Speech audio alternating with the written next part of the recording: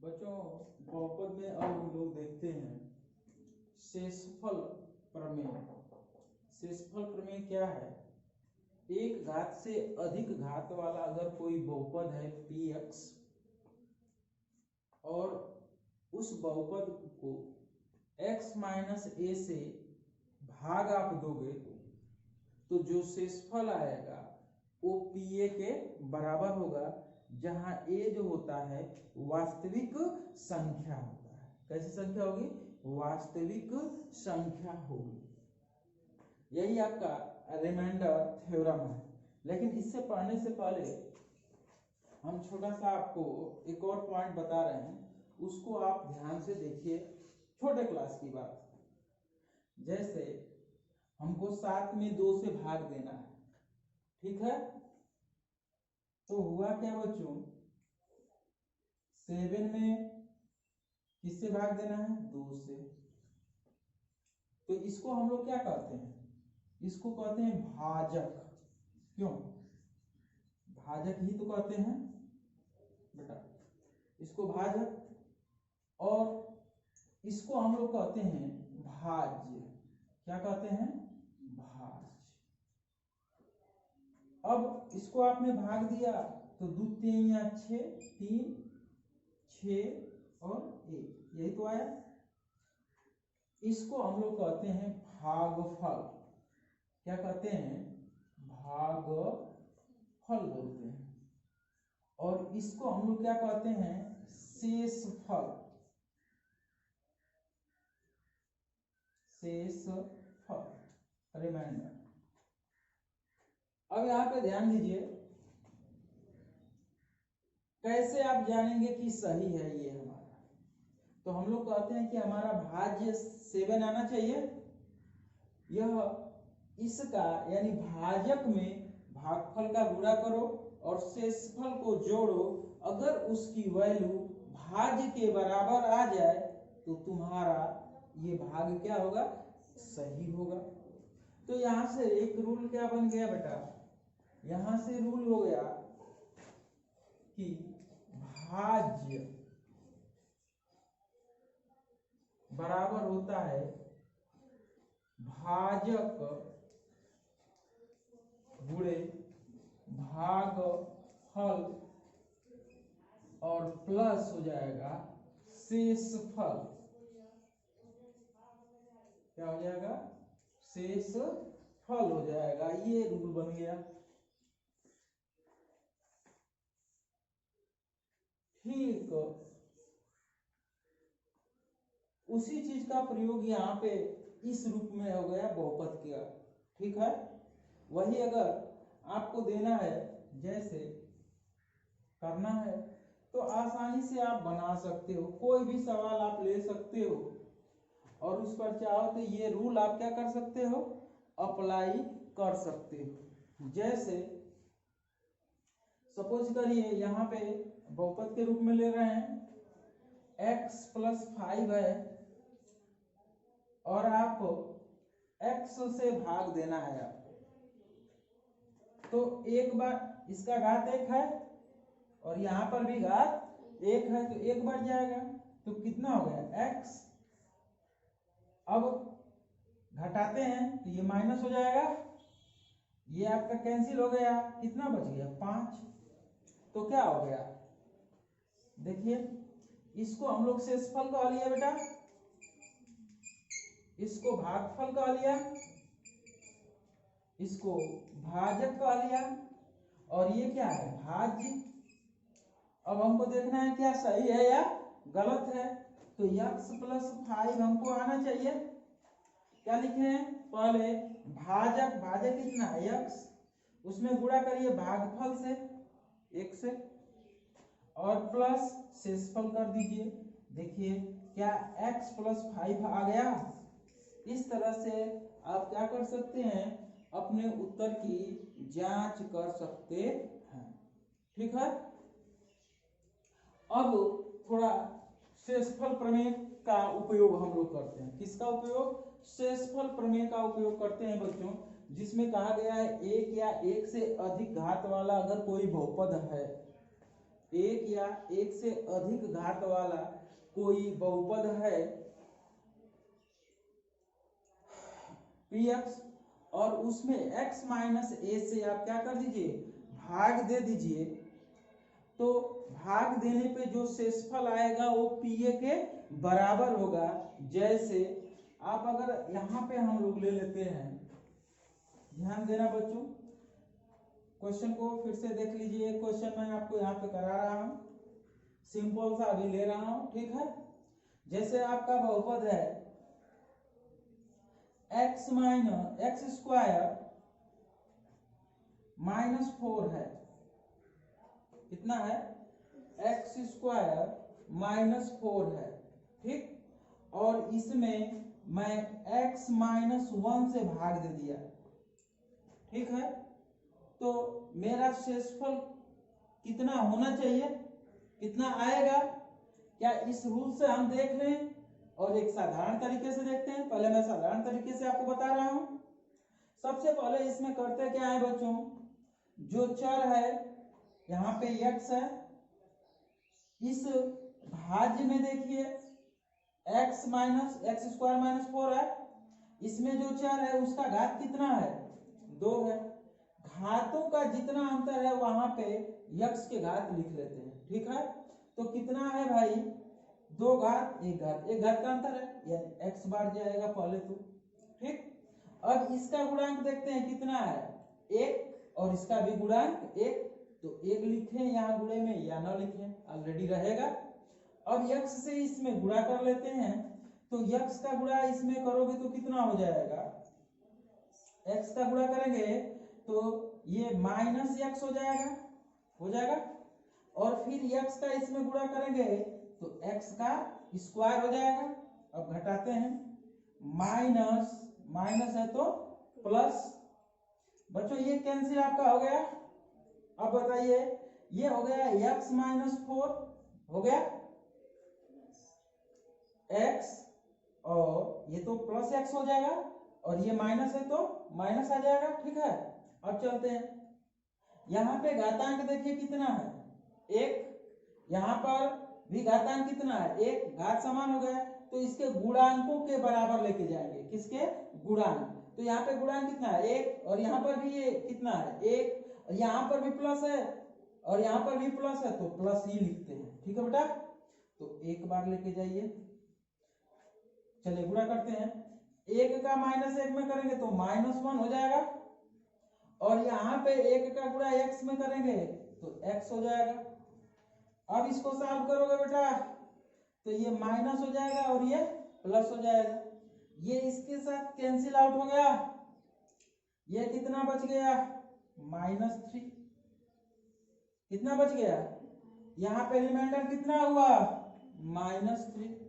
अब थोड़ा शेषफल प्रमेय का यूज करिए, और शेषफल प्रमेय का यूज करते हुए देखिए क्या ये वास्तव में उतना ही आ रहा है।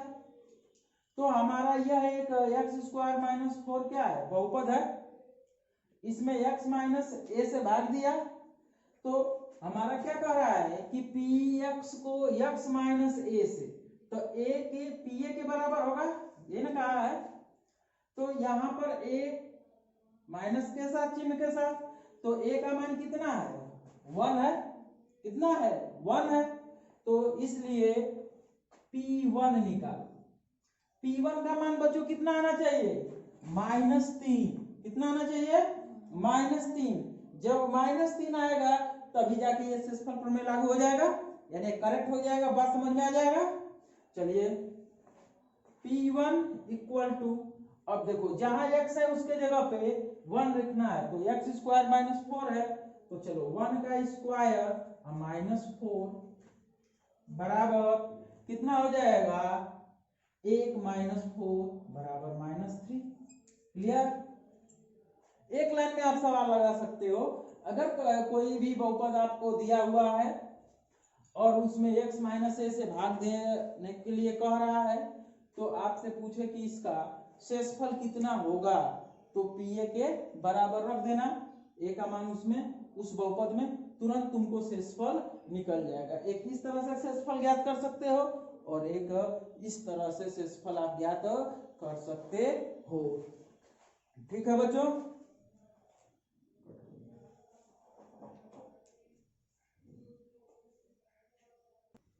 एक क्वेश्चन बच्चों और देखिए इसी शेषफल पे, जैसे दे दिया कि px हमारा दे रखा है, एक बहुपद है, px हमारा बहुपद है x³ + 1 और कह रहा है इसमें भाग दीजिए एक दूसरे बहुपद x + 1 से और हमको रिमाइंडर ज्ञात कीजिए। क्या ज्ञात करना है? शेषफल। शेषफल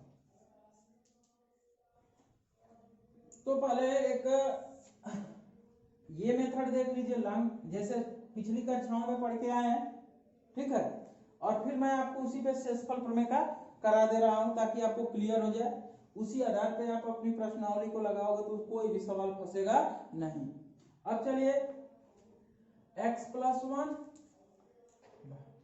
x³ + 1, इसको बच्चों जो भी आपका बहुपद दिया हुआ है उसको सबसे पहले स्टैंडर्ड रूप में लिख लीजिएगा, मानक रूप में लिख लेना, ठीक है।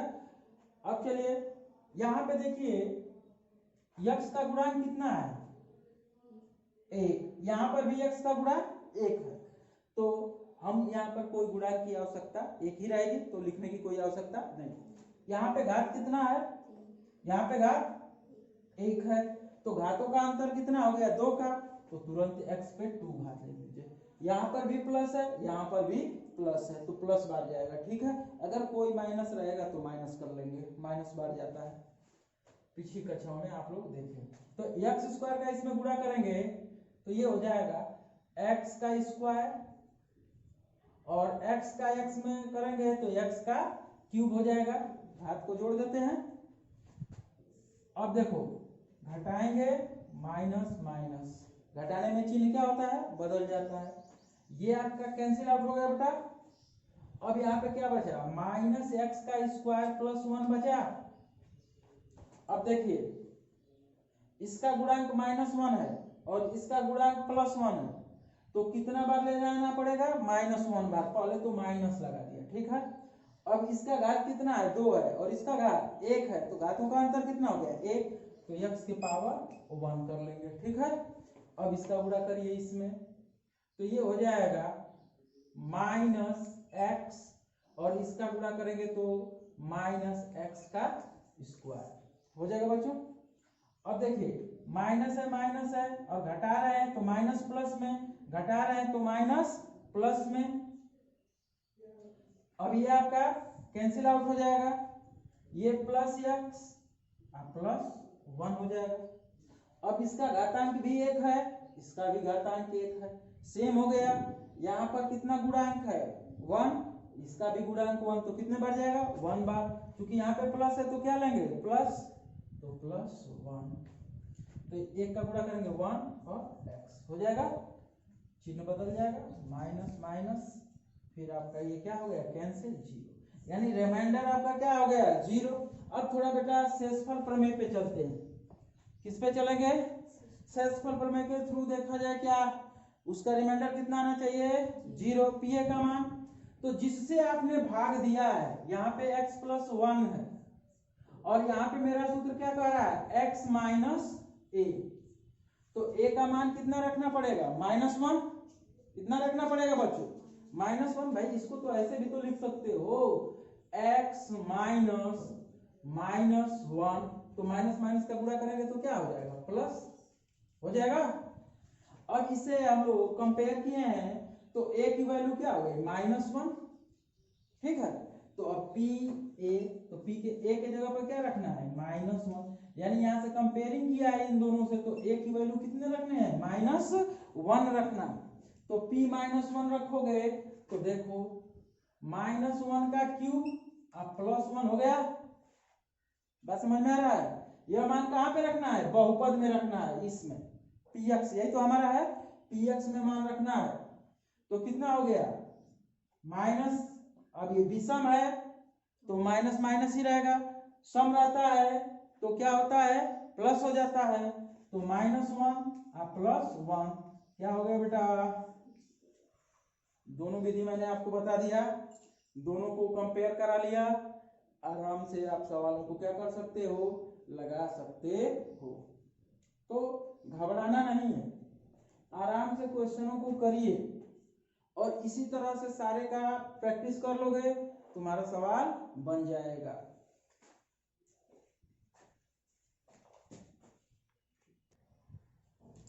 इसी में बच्चों एक क्वेश्चन पूछेगा, कहेगा कि यह इस बहुपद का गुणज है कि नहीं है। गुणज जानेंगे कैसे कि है या नहीं है। अगर जिसको कहे कि गुणज है या नहीं, इसको पहले थोड़ा सा और छोटा सा हम क्लास में चल रहे हैं। जैसे 2 से 6 में भाग देना है,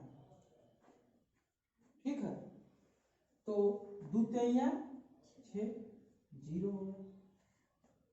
तो 6 का गुणज 2 है कि नहीं है? क्यों है? क्योंकि ये 6 को पूरी तरीके से विभाजित कर दे रहा है। जैसे 3 से भाग देना है 9 में, ठीक, तो 3 3 के 9, 0 हो गया। यानी 9 का 3 एक गुणनखंड है, या उसको हम लोग कहेंगे गुणज है।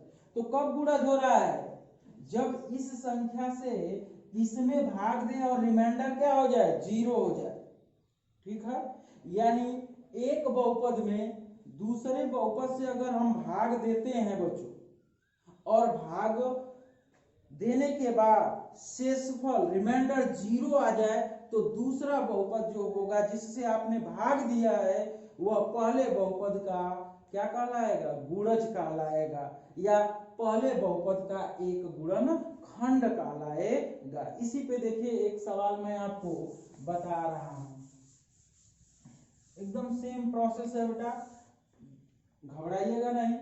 जैसे एक क्वेश्चन है आपका कि QT इक्वल टू 40 का क्यूब प्लस 40 का स्क्वायर प्लस T माइनस 1 का 2T प्लस 1 एक गुणज है या नहीं। तो तुम्हारे माइंड के अंदर क्या आना चाहिए, अगर गुणज है तो रिमाइंडर कितना होना चाहिए, 0 होना चाहिए। अगर गुणज नहीं है तो उसका रिमाइंडर जो होना चाहिए वह 0 के बराबर नहीं होना चाहिए। अगर रिमाइंडर 0 के बराबर नहीं है तो वह उसका गुणज नहीं होगा। अगर रिमाइंडर 0 के बराबर आ जाए तो वह उसका एक क्या होगा, गुणज होगा। तो यहाँ पे पहले मैं शेषफल प्रमेय से आपको बता दे रहा हूं।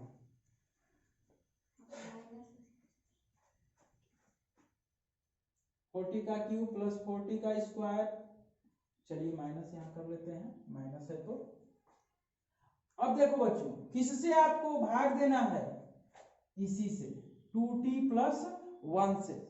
तो इसका कंपैरिजन हम लोग कर लें तो क्या हो जाएगा, ठीक है। यानी इसको हम लोग कैसे सेट करेंगे उसकी बात हम लोग करते हैं।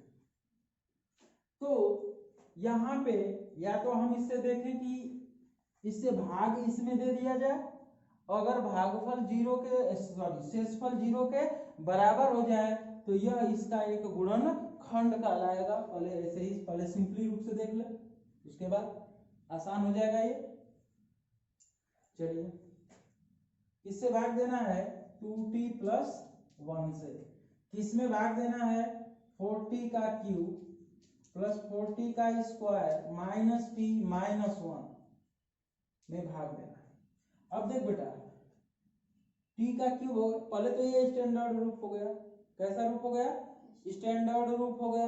जब ये स्टैंडर्ड रूप हो गया, ठीक है, अब इसको भी स्टैंडर्ड रूप में कर लिया, जिससे भाग देना है उसको भी। अब यहाँ पे देखो T के पावर कितना है 3, T के पावर कितना है 1, लेकिन यहाँ पे गुणांक कितना है 4, यहाँ पे गुणांक कितना है 2। 2 में कितने का गुणा करेंगे कि 4 हो जाए 2 से, तो 2 आपने ले लिया, ठीक। अब घातों का अंतर कितना है 2 का, तो टी का स्क्वायर। अब इस 2t का स्क्वायर से इसमें मल्टीप्लाई कर, तो 1 में 2t का स्क्वायर का गुणा करेंगे तो 2t का स्क्वायर हो गया। अब 2t का स्क्वायर में 2t से गुणा करेंगे तो कितना हो जाएगा 4t का क्यूब हो जाएगा बेटा। अब चलिए घटाने में चिन्ह बदल जाएगा, ये इससे कैंसिल आउट हो गया। 4 आम थे आपके पास, उसमें से 2 आम निकल गए, कितने आम बचेंगे 2 आम, तो ये हो गया 2t का स्क्वायर। अब आपके पास बचा -t -1।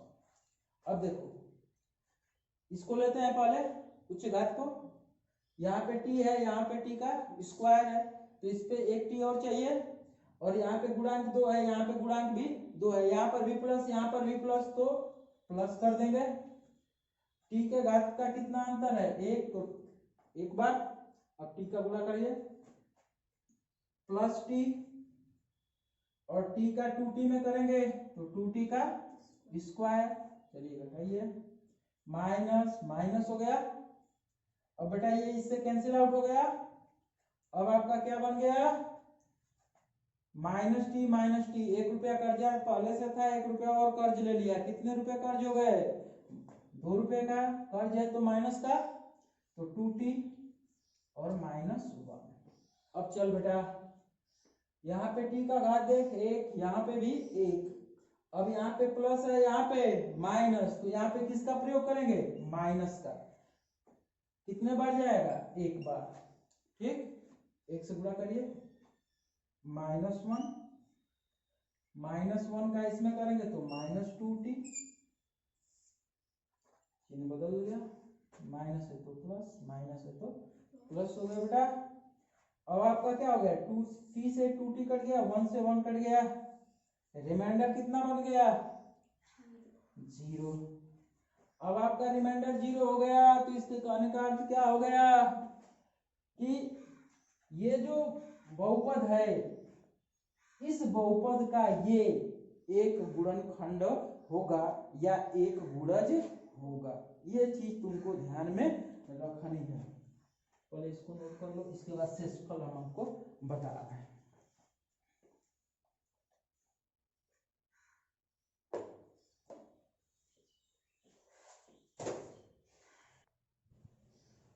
बच्चों अब शेषफल प्रमेय के तहत इसको देखते हैं। ये तो एक साधारण ऑर्डिनरी वे था जिसको पिछली कक्षाओं में हम लोग देख चुके हैं, लेकिन आप 9th में हम दोनों तरफ दिखा रहे हैं कि बच्चे दोनों तरफ से संतुष्ट हो जाए, उसके माइंड में आ जाए कि हाँ ये ऐसा होता है, तो माइंड क्लियर रहेगा। अगर कहे कि यह इसका यह एक गुणज है, ठीक है, तो देखो बेटा ये भी तो एक पॉलिनोमियल है और ये भी पॉलिनोमियल है। सबसे पहले करते क्या है कि जिसको कह रहे हैं कि गुणज है उस पॉलिनोमियल का शून्यक ज्ञात कर लो। क्या ज्ञात कर लेते हैं शून्यक ज्ञात कर लेते हैं। जब शून्यक आप ज्ञात कर लोगे तो जो शून्यक आएगा वह मान तुम पहले वाले बहुपद में रख लो, और रखने पर उसका मान अगर 0 के बराबर आ जाए उस शून्यक पर, तो Q2 जो होगा वह पहले बहुपद का क्या होगा एक गुणज होगा, ठीक है। तो चलिए पहले QT का शून्यक, शून्यक का अर्थ क्या हो गया कि 2t + 1 किसके बराबर हो जाए 0 के, तो इसको हम लोग लिख सकते हैं 2t = -1, यानी tt = -1/2 हो जाएगा। अब क्या करेंगे, ये हमारा q है, सॉरी इसको अगर q लिखे हैं तो इसको g कर लेना बेटा, gt। तो q t के स्थान पे अब कितना रखना है -1/2। अगर इसका मान 0 आ जाए होने पर QT का एक गुणज GT होगा। तो चलो बच्चा ये तो इसकी कंडीशन है। अब हम लोग मान रख लेते हैं Q -1/2। तो देखते हैं क्या उसका मान 0 के बराबर है कि नहीं है। तो चलो 4 t का मान -1/2 का क्यूब प्लस 4 t का स्क्वायर है तो -1/2 का स्क्वायर -1/2 -1। देखिए माइनस क्यूबिक रूप है तो माइनस ही रह जाएगा। और 8 2 दूनी के 4 गुना के 8, ये एक लाइन आपको बढ़ा दे रहे हैं, -4 इंटू 1/8 हो जाएगा। और ये स्क्वायर है तो प्लस हो जाएगा, +4 इंटू 1/4 हो जाएगा, माइनस माइनस प्लस हो जाएगा 1/2 -1। 4 से 4 कैंसिल आउट हो गया बेटा, 4 से ये 2 हो जाएगा। अब आपकी वैल्यू क्या बच गई, अगर देखें यहीं पे देख लेते हैं तो क्यू -1/2 क्या हो गया बेटा, यहाँ से -1/2 आएगा, यहाँ से +1 आएगा, यहाँ से +1/2 आ गया, यहाँ से -1 आ गया बेटा। क्या कुछ कट रहा है, कट गया, इक्वल टू क्या हो गया 0। जैसे ही आपने दिखाया कि q -1/2 इक्वल टू 0, वैसे ही तो कहेंगे कि यह इसका एक गुणज है। इस तरह से शेषफल प्रमेय पर आधारित ये प्रश्न रहे और इन प्रश्नों की सहायता से आप अपनी किताब को खोलिए, उसमें देखिए जितने भी सवाल होंगे वो सारे सवाल आप बड़े इजीली वे में लगा सकते